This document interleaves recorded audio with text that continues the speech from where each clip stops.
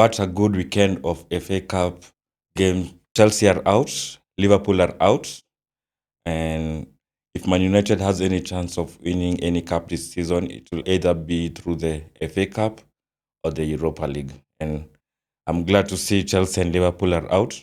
Of course, we sent Arsenal home packing to Dubai this weekend. We made sure they'll be in Dubai.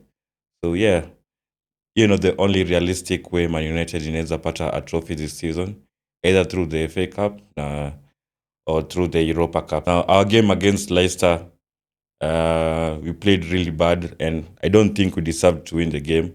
We even managed to score an offside goal in offside time. This over-reliance of Amorim always playing Maguire, Rasmus Højlund, and Garnacho needs to stop immediately. If Maguire is not putting other attackers on side, he's offside scoring goals. The fans who are gassing up Maguire every time that he has improved, blah blah blah. You're gassing up a player who has been relegated 4 times and thinking that he's the one who will make us return back to our glory days is so delusional of you. Maguire is stealing a living at Man United because Man United holds players, a few fans here and there, and the PR behind them. They gas these players into oblivion, thinking that they have turned a new leaf. Kumbe tu ni wale tu. Maguire always has a mistake in him. So having Maguire in our defense week in, week out is not something which Amorim should be doing. And I'm starting to look at Amorim differently. There's no way you can always start Højlund. He's so bad on the ball. He can't make the ball to stick to his feet. He's always falling around. It's like we still have a WWE player playing up front for United. That's my Højlund is a scrub.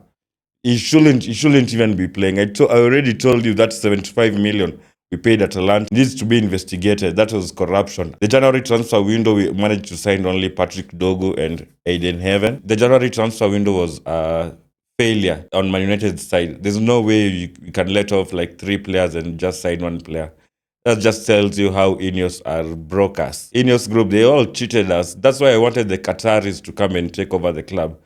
This Ineos thing is just a bluff, just another Glazers gimmick. And we saw it in the January transfer window. They can't even sign players. Man City once again showed that they're the biggest club with the biggest intention to improve in this January transfer window. They went out there and dropped the backs on players. But Man United, we are currently in 13th and there was no urgency to bring in better players.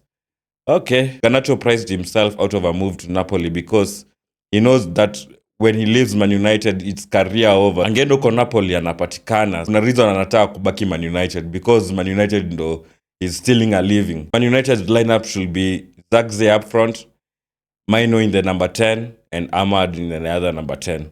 End of. Anytime you see Højlund, Garnacho starting up front, just know that Man United is in for a very bad performance. And I'm never surprised seeing those 2 players like they're competing against each other, who is the better scrub. Going forward, I'm glad United won. I'll take it even if it was an offside goal from Maguire. This over-reliance of Højlund and Garnacho is what is going to cost Man United. And I'm still advocating for Casemiro starting. Free Casemiro. Casemiro needs to be played with Ugarte in midfield. Otherwise, we're just wasting time here.